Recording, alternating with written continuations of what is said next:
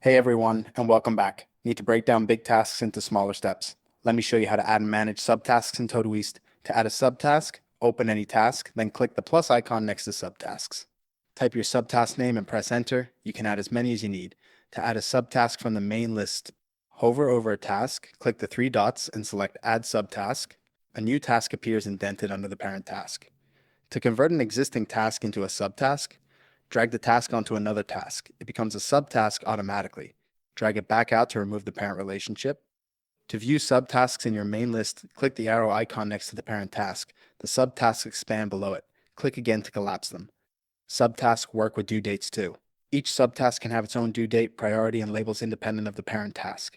Pro tip for GTD users: use subtasks for project next actions. Make the project name a parent task, then list every action as a subtask. This keeps your next actions list clean.